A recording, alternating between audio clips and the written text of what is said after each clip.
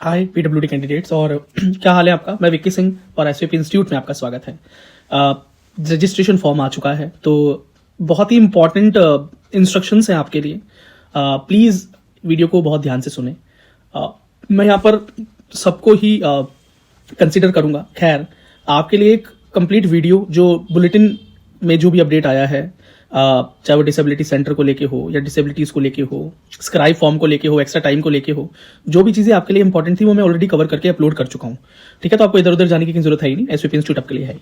तो शुरू करते हैं। वीडियो को लाइक जरूर कर देना, शेयर करना और सब्सक्राइब जरूर कर लेना चैनल को अगर अभी तक नहीं किया है तो।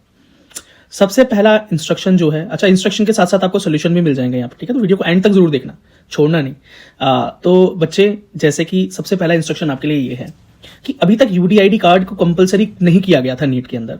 मतलब अभी तक जो था, जो प्रायोरिटी थी वो पीडब्ल्यूडी सर्टिफिकेट, मतलब दिव्यांगता प्रमाण पत्र, यानी आपके डिसेबिलिटी सर्टिफिकेट को ही इंपॉर्टेंस दी जाती थी और वही अपलोड होता था।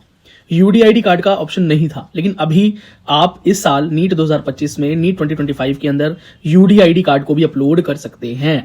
ठीक है, तो अगर आपके पास सर्टिफिकेट नहीं है तो आप अपना यूडीआईडी कार्ड अपलोड कर सकते हैं, कोई दिक्कत नहीं है। वैसे जिसके पास यूडीआईडी कार्ड होता है तो सर्टिफिकेट तो उसके पास ऑटोमेटिकली हो ही जाता है ऑनलाइन। यूडीआईडी कार्ड की साइट पर जब आप जाते हैं तो वहां से आप अपना यूडीआईडी कार्ड के साथ साथ सर्टिफिकेट भी डाउनलोड कर सकते हैं। खैर, नहीं भी किया है तो कोई दिक्कत नहीं है, अब यूडीआईडी कार्ड से काम चल जाएगा। अब जिन लोगों के पास यूडीआईडी कार्ड नहीं है तो क्या उनको बनवाना जरूरी है? तो ऐसा कोई भी पॉइंट नहीं है। ठीक है, बस ये है कि ऑप्शन खुल गया है। पहले यूडीआईडी कार्ड अपलोड का ऑप्शन नहीं होता था, अब यूडीआईडी कार्ड भी अपलोड कर सकते हो आप डिसेबिलिटी प्रूफ में। ये बात हो गई है। ठीक है, लेकिन अगर नहीं है यूडीआईडी कार्ड, खाली सर्टिफिकेट है, तो वो अपलोड कर सकते हो और रिजर्वेशन का लाभ आप ले सकते हो। दूसरी चीज, at the time of registration आपके पास कुछ ना कुछ होना जरूरी है, चाहे यूडीआईडी कार्ड हो या सर्टिफिकेट हो। जैसे ओबीसी है, एनसीएल, ईडब्ल्यूएस है, एससी एसटी है, इन सबके पास एक ऑप्शन है नीट में कि अगर आप सर्टिफिकेट अभी आपके पास नहीं है, ठीक है, तो आप वो सर्टिफिकेट बाद में भी प्रोवाइड करा सकते हैं। लेकिन ये फैसिलिटी पीडब्ल्यूडी के लिए नहीं है। फॉर्म के अंदर यस नो का ऑप्शन नहीं है। अगर आप पीडब्ल्यूडी में यस करते हैं तो आपको डॉक्यूमेंट अपलोड करना पड़ेगा, चाहे यूडीआईडी कार्ड हो चाहे पीडब्ल्यूडी सर्टिफिकेट हो। You need to upload something में भी सिर्फ यही दो ऑप्शन हैं। ठीक है, अगर आप इसके अलावा कुछ और अपलोड करने की कोशिश करेंगे तो आपका जो फॉर्म है वो रिजेक्ट हो सकता है। ये दूसरा इंस्ट्रक्शन आपके लिए है। अब तीसरा इंस्ट्रक्शन क्या? अच्छा, उन लोगों का क्या जिनका नहीं बना अभी तक, तो कोई बात नहीं भाई, एसवीपी इंस्टीट्यूट है आपके पास, डीएम करो इंस्टाग्राम पे, हेल्प की जाएगी नीट फॉर्म भरने में। लेकिन वो गलती मत कर देना, वीडियो को पूरा देखो, क्या गलती आप कर सकते हो आगे। ठीक है, मैं सबको कवर करने वाला। अब नेक्स्ट क्या है कि अगर आपने एक बार अपने आप को पीडब्ल्यूडी चूज कर लिया नीट फॉर्म में, ठीक है, और आप चाहते हैं कि नहीं, बीच में आपका मन बदल रहा है या किसी भी वजह से यार नहीं, मेरे को पीडब्ल्यूडी नहीं सिलेक्ट करना चाहिए था, तो आप फिर आपके पास कोई ऑप्शन नहीं होगा। पीडब्ल्यूडी को अपने फॉर्म से हटा नहीं सकते किसी भी तरीके से। आप नॉर्मल जनरल कैटेगरी की तरह काउंसलिंग में नहीं जा सकते। कुछ लोग आएंगे नीचे कमेंट में ज्ञान देने, ठीक है, तो उनकी बातों पर ना ध्यान देके मेरी बात को ध्यान से सुने कि अगर आपने एक बार पीडब्ल्यूडी यस कर दिया तो यस कर दिया, बस आप पीडब्ल्यूडी हो गए। अब आपकी एकदम सेपरेट रैंक निकलेगी, सेपरेट कैटेगरी हो जाएगी, अलग तरह का आपका रिजल्ट बनेगा। मतलब नॉर्मल कैटेगरी से बहुत अलग तरह का रिजल्ट देखने को मिलता है पीडब्ल्यूडी का। फॉर्मेट वही होता है, रैंक्स अलग अलग मिलती हैं। पीडब्ल्यूडी रैंक अलग मिलेगी, ऑल इंडिया रैंक अलग मिलेगी, अगर आप ओबीसी हैं तो वो रैंक अलग मिलेगी। तो बहुत चीजें हैं जो आपको डिफर मिलेंगी और वो जरूरी है। ठीक है, क्योंकि पीडब्ल्यूडी की जो काउंसलिंग होती है विदिन 5% होती है। वो बाद में आप धीरे धीरे समझ जाओगे अगर नए हो चैनल पे, तो जब काउंसलिंग का टाइम आएगा तो आप समझ जाओगे। तो अब ये बात ध्यान रखना कि अगर एक बार यस कर दिया तो फिर नो नहीं कर पाओगे।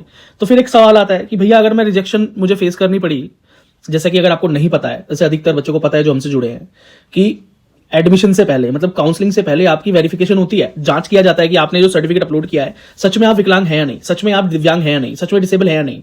वो ऐसा क्यों किया जाता है? क्योंकि आपको पता है भाई, कुछ लोग बैक एंड से भी बनवा लेते हैं सर्टिफिकेट्स, तो उनको क्रॉस चेक करने के चक्कर में वो जांच होती है एनटीए सेंटर पे। लिस्ट मैंने डाल दिया है, ऑलरेडी अपलोड कर दिया है, कम्युनिटी पोस्ट में भी डाल दिया और वीडियो बनाकर भी डाल दिया है, अच्छे से डिटेल वीडियो डाल रखी है। तो वह उन सेंटर पर जाकर आपको अपनी वेरिफिकेशन करवानी पड़ती है और वहां पर आपको एक सर्टिफिकेट मिलता है just for the counselling purpose, जो कि एडमिशन के टाइम पर कॉलेज में जमा हो जाता है। उससे आपके ओरिजिनल सर्टिफिकेट का कोई लेना देना नहीं है, सिर्फ एडमिशन के लिए एक सर्टिफिकेट बनता है। तो वो सर्टिफिकेट आपको लेना पड़ता है। वेरिफिकेशन के प्रोसेस में वो लोग तो भी फंस जाते हैं बेचारे बच्चे जो सच में डिसेबल होते हैं, तो उनकी डिसेबिलिटी भी कम हो जाती है। कई बार बहुत सख्ती से चेकिंग हो जाती है और बहुत सारे फैक्टर्स हैं जो डिपेंड करते हैं। खैर, उसके लिए मैं बच्चों की हेल्प कर रहा हूँ और हमने अपना पीडब्ल्यूडी प्रिपरेशन प्रोग्राम स्टार्ट किया हुआ है। तो आप एज ए गोल्ड मेंबर अगर ज्वाइन होते हैं तो आप मेरे अंडर गाइडेंस में रहेंगे डिसेबिलिटी के लिए, तो आप चांसेस आपके बढ़ जाएंगे वेरिफिकेशन में पास होने के। जो भी मेरा एक्सपीरियंस है वो उसका यूज करके मैं आपको बेस्ट टू बेस्ट गाइड करूंगा, ताकि बेहतर से बेहतर आपका रिजल्ट वेरिफिकेशन में है। क्योंकि अगर वेरिफिकेशन में फेल हो गए तो फिर क्या होगा, है ना, फिर क्या होगा, यही तो सवाल है कि अगर आप वेरिफिकेशन वहां रिजेक्ट हो जाते हैं, अगर आपकी डिसेबिलिटी 40% नहीं मिलती आपको, तो क्या होगा, तो वो आपको as a normal general candidate में कन्वर्ट कर देंगे। एनटीए सेंटर वाले लोग आपको एक सर्टिफिकेट देंगे जिसके अंदर आपका पीडब्ल्यूडी क्लेम खारिज हो जाएगा, लेकिन वो एज ए नॉर्मल कैंडिडेट उसके अंदर लिखकर आपको देंगे कि आप as a normal candidate counselling में जाएंगे फिर। ठीक है, तो काउंसलिंग के दौरान फिर आप पीडब्ल्यूडी के वाले कॉलेजेस या पीडब्ल्यूडी वाले फायदे नहीं ले पाएंगे। ठीक है, तो वो आपको कन्वर्ट कर देंगे, आप खुद से कन्वर्ट नहीं हो पाएंगे। अब दूसरी चीज ये है कि एक दूसरा तरह का रिजेक्शन भी होता है कि आपकी डिसेबिलिटी जो है वो इस तरीके की है कि आप मेडिकल कोर्स ही नहीं कर सकते, या तो आपकी डिसेबिलिटी 80% से ऊपर चली गई, बहुत ज्यादा विकलांगता है। ठीक है, या फिर आपकी डिसेबिलिटी इस तरह की कि आपका एक हाथ ही नहीं है या दोनों हाथ ही नहीं है, तो मतलब इस तरह की कुछ केस हैं जिसके बारे में डिस्कस कर चुका हूं एनटीए के बुलेटिन को लेके, तो वो आपको मेडिकली अनफिट कर देंगे, फिर आप नॉर्मल जनरल कैंडिडेट के तहत भी नहीं जा पाएंगे। अब एक सवाल आपके दिमाग में आएगा कि भैया अगर मैं नीट का रजिस्ट्रेशन फॉर्म भरते हुए नो ही कर दूं पीडब्ल्यूडी को, मुझे तो ये लगता है मेरा डिसेबिलिटी इतना तो है नहीं कि मैं जाऊंगा तो वहां शायद मुझे 40 मिले, कभी मिलेगा, तो फिर मैं क्यों ही इस परेशानी में पढ़ूं, जनरल कैंडिडेट की तरह फॉर्म भर देता हूं, मेहनत करूंगा और आराम से पास हो जाऊंगा। तो बिल्कुल आप इस ऑप्शन को रख सकते हो। और याद रखना, अगर आपने एक बार पीडब्ल्यूडी में नो कर दिया ना, तो बाद में फिर आपको कितना भी लालच आ जाए, यार गलत कर दिया यार, पीडब्ल्यूडी रहना चाहिए था, शायद पास हो जाता, शायद पास हो जाता तो शायद रिजर्वेशन मिल जाता, कम मार्क्स पर भी अच्छा कॉलेज मिल जाता, तो फिर बाद में रिग्रेट रह जाएगा। कोई तरीका नहीं है, मेल करना, कॉल करना, एनटीए चले जाना, एमसीसी चले जाना, प्रधानमंत्री के ऑफिस चले जाना, कुछ भी कर लेना, हो ही नहीं सकता, क्योंकि रिजल्ट के टाइम पे आपका पीडब्ल्यूडी रैंक बनता है। वो जब भी बनता है जब पीडब्ल्यूडी में एस होता है, तो जब एस नहीं होगा, पीडब्ल्यूडी रैंक नहीं होगी, पीडब्ल्यूडी रैंक नहीं होगी, तो फिर काउंसलिंग में कैसे अपेयर करोगे एज ए पीडब्ल्यूडी, बात ही खत्म हो गई। समझ रहे हो, सारी चीजें वहीं वेस्ट हो गई। तो नो करते हुए और यस करते हुए बहुत ध्यान देना। ठीक है, अब अगर आपने नो कर दिया है ना, तो फिर वो नो ही हो गया, फिर आप पीडब्ल्यूडी है या नहीं उससे कोई फर्क नहीं पड़ता।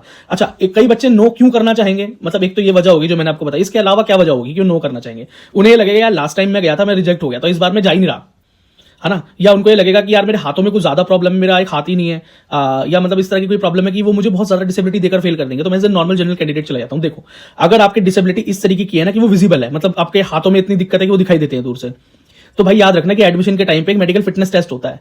जिस भी कॉलेज में एडमिशन मिलेगा आपको, वहां मेडिकल फिटनेस टेस्ट में भाई कैसे हाइड करोगे अपनी डिसेबिलिटी को, दिख जाएगी। तो वहां पर आपको वो मेडिकल फिटनेस बोर्ड वाले आपको डिसेबिलिटी सेल के सामने डाल देंगे और फिर आपका डिसेबिलिटी चेकअप ही होगा फिर एंड में, और उसके तहत ही आपका एडमिशन होगा। तो अगर आपकी डिसेबिलिटी ऐसी है जो कि हाइड हो सकती है, जैसे मान लो ब्लड रिलेटेड डिसऑर्डर है, आपको पता नहीं चलता, ठीक है, तो आप उसको हाइड कर सकते हो, कोई दिक्कत नहीं है।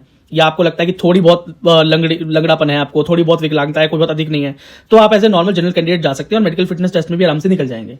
ठीक है, लेकिन डिसेबिलिटी ऐसी है वो दिखाई देती है और उसके बाद भी आपने नो कर रखा है, पता चल ही जाएगा वहां पे, तो फिर आपको अल्टीमेटली डिसेबिलिटी चेक करने वाले पैनल को फेस करना ही पड़ेगा। एनटीए वाले नहीं करोगे तो अपने कॉलेज में करोगे, और वहां भी रिजेक्शन हो जाती है, फिर वहां भी बाहर कर सकते हैं उनके, the college and institute has all the powers. ठीक है, तो मैं सारी चीजें आपको घुमा फिरा के समझा दी है। ओके, तो वाइजली चूज करना। अब बात आती है उन बच्चों की जिनकी डिसेबिलिटी जो है 30% से कम है, जिनकी है ही नहीं, मतलब 30% क्या है, 40 से कम है, सॉरी, मतलब बेंचमार्क डिसेबिलिटी जिसकी नहीं है। अब वो क्या करे? अब वो बच्चा डिसेबल तो है लेकिन उसकी परसेंटेज कम है। अब हो सकता है उसको लग रहा हो कि यार मेरी डिसेबिलिटी तो ज्यादा थी लेकिन मुझे दे कम दी गई, मतलब मैं जहां डिस्ट्रिक्ट हॉस्पिटल गया था वहां मुझे कम दे दी गई, एग्जैक्टली मेरी डिसेबिलिटी तो ज्यादा है। अगर इस तरह के थॉट आपके दिमाग में हैं तो आप क्या रिजर्वेशन के लिए जा सकते हैं, तो आपके लिए भी एक वे आउट है मेरे पास। तो आप एक काम करें, आप मुझे इंस्टा पे डीएम करें, क्योंकि इस तरह की इन्फॉर्मेशन मुझे लगता है कि यूट्यूब पे डायरेक्ट देना सही नहीं होगा for the health of the channel, because इस तरह के बहुत कम कैंडिडेट हैं और I am not pretty sure about the information कि शुड आई पब्लिक इट और नॉट। ठीक है, सो अगर मन में डाउट हो तो हमें उसे थोड़ा सा प्राइवेट रखना चाहिए। अभी के लिए मैं उसको प्राइवेट रखता हूं, लेकिन हाँ इसका एक सॉल्यूशन मेरे पास है। ठीक है, और अगर आपकी 40 से कम परसेंटेज है तो एक तरीका है जिससे कि आप ऐसे पीडब्ल्यूडी कैंडिडेट अपीयर कर सकते हैं नीट में लीगली। कोई गलत तरीका नहीं है, कोई गलत तरीका नहीं है, सही तरीका ही है। ठीक है, लेकिन वो यह कि भाई मैं नॉन सीरियस लोगों को फालतू की होप देना नहीं चाहता। सच तो ये है कि अगर कोई बच्चा सच में सीरियस है ही नहीं, है ना, और उसकी परसेंटेज भी कम है, उसने अभी तक सोचा भी नहीं था, लेकिन एकदम से वो वीडियो देखे उसको लगा अरे यार मेरी तो कम परसेंटेज है, मैं ही भर सकता हूं, वो कूद पड़े इस रेस में, उससे क्या होगा, मेहनत करने वाले पीडब्ल्यूडी बच्चों का कॉम्पिटिशन बढ़ जाएगा, क्योंकि नंबर ऑफ सीट इतनी ज्यादा तो होती नहीं है। ठीक है, और वेरिफिकेशन सेंटर पर ही भीड़ बढ़ेगी, तो ये सारी भीड़ अल्टीमेटली अच्छे बच्चों को इफेक्ट करेगी। ठीक है, तो ज्यादा सिलेक्शन से ज्यादा बेहतर है कि अच्छे सिलेक्शन हो, जो सच में डिजर्विंग बच्चे हैं वो कॉलेज तक जाएं। तो जो सीरियस बच्चे होंगे वो अपने आप डीएम करेंगे, जो डीएम करेंगे उनमें से जो केस मुझे ठीक लगेगा उससे हम डिस्कस करेंगे और आगे उसका सोल्यूशन करने की कोशिश करेंगे। बात ये हो गई टोटल। ठीक है, और यही कुछ इंपॉर्टेंट इंस्ट्रक्शंस थी, और जितने भी पीडब्ल्यूडी बच्चे इस वीडियो को देख रहे हैं मैं उन सबको सजेस्ट करूंगा कि एसवीपी इंस्टीट्यूट आपकी वेरिफिकेशन से लेके काउंसलिंग तक, आपके एडमिशन प्रोसेस तक आपके साथ है। तो जरूर एज ए मेंबर आप ज्वाइन हो जाएं, क्योंकि आपका भी बेटा कहीं ना कहीं कर्तव्य जरूर है कि अगर कोई आपके लिए, आपके हित के लिए काम कर रहा है तो आपको भी उसको सपोर्ट करना जरूरी है। और मेंबरशिप आप जरूर ज्वाइन कर लें, उससे चैनल को ग्रोथ मिलता है, वो तो अलग ही है, लेकिन साथ ही साथ जब भीड़ बढ़ेगी अभी, क्योंकि अब आप देख लेना अपने आप, जब मैं हमेशा से बोल रहा था कि जैसे ही नीट का फॉर्म आएगा, फॉर्म आने के बाद जब भीड़ बढ़ना स्टार्ट होगी, ऑडियंस बढ़ना स्टार्ट होगी, तब कहीं ना कहीं आप अपने आप को दूर पाओगे मुझसे। ठीक है। तो जो मेंबर्स हैं वो हमसे ज्यादा क्लोज रहते हैं, अपने सवालों के जवाब जल्दी मिल पाते हैं, उनको टेलीग्राम पर सपोर्ट मिल पाता है, कमेंट्स के लिए रिप्लाई मिल जाते हैं, जब लाइव स्ट्रीम होती है तो वो वहां पर हाईलाइटेड रहते हैं, उनके सवालों के जवाब देने के लिए हम बाध्य होते हैं, और भी बहुत से फायदे हैं।